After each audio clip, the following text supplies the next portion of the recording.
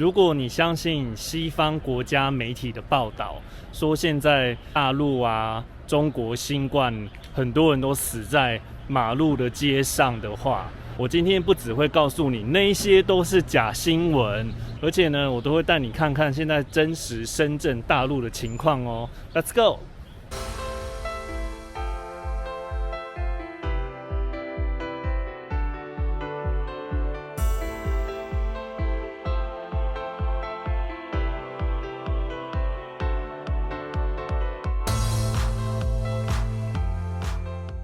我几乎都不会去看国外媒体对中国大陆的报道，因为99%呢都是自己编造出来的。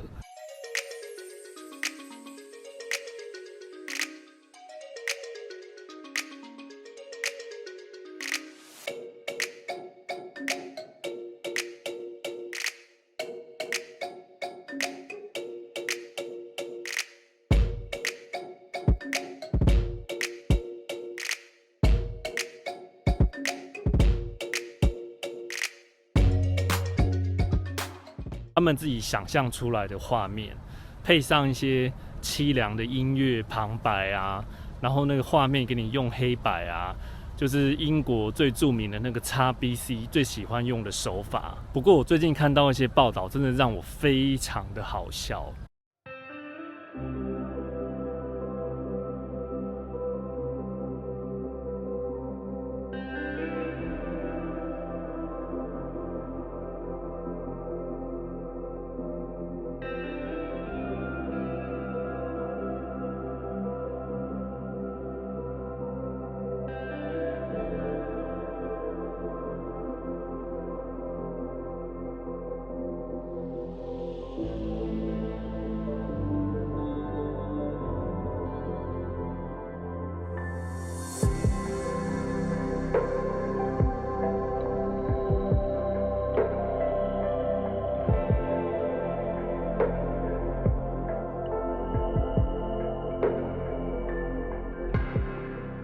他们就是预测啊，中国大陆在1月份的时候啊，每天会有300万人新冠感染确诊。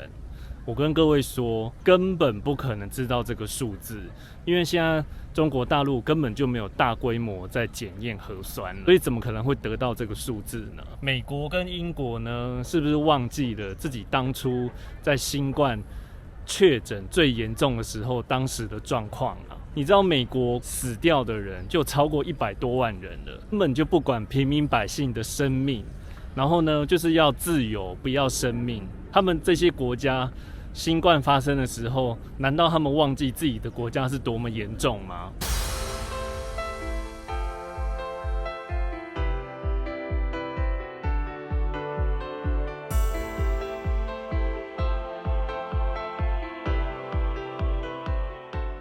虽然我才来大陆1个半月的时间多一点，但是我的亲朋好友呢，都会问我说：“靠，这件事是不是真的啊？那个医院是不是真的挤爆了，都进不去了？因为确诊人数太多，整个医院瘫痪。然后那个新冠确诊病例是不是真的这么夸张啊？因为现在开放，整个大爆发。”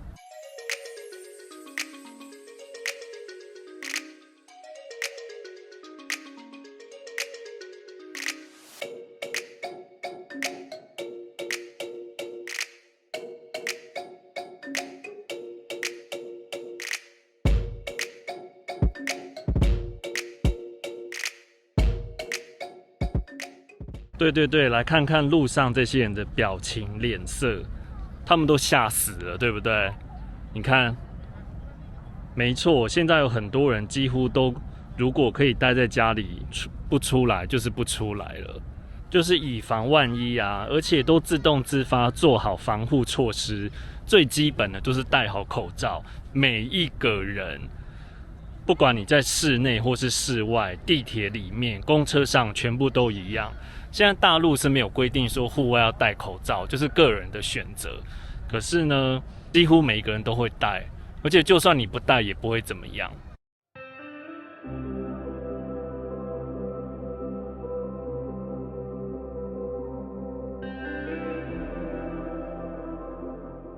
现现在去医院啊，或是有些学校、公司单位啊，是有些是还需要做核酸检测的。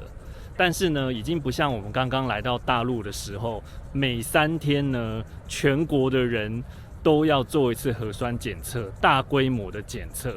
所以呢，西方媒体报道说什么1月份大陆每天会有300万人确诊，我请问他们是怎么得出这个结果的？1月8号开始啊，进来中国大陆的人都不用再隔离了，没有像当初我跟路易斯要在上海隔离8天的时候。这样已经非常神速的在开放当中了，但是呢，还是要出发前的 PCR， 这个是中国大陆必须要看的。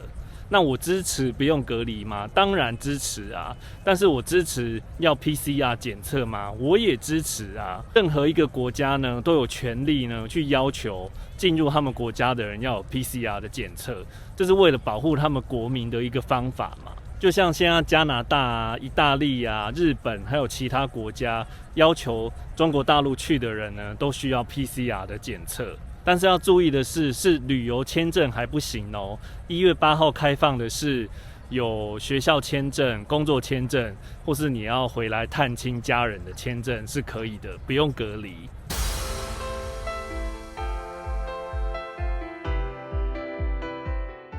那现在旅游是好的时候吗？其实对我跟路易斯来讲是好的。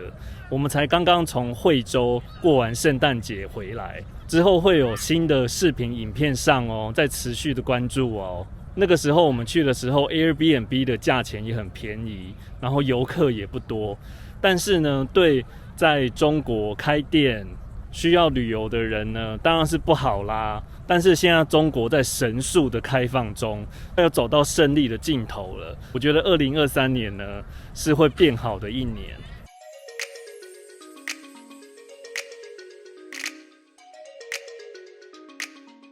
好啦，这是我2023年的第一支影片哦。希望大家在2023年呢都可以健健康康，然后每天都过得很开心，好不好？喜欢这个影片呢，记得要点赞、关注、分享。那我们就下一个视频再见咯，拜。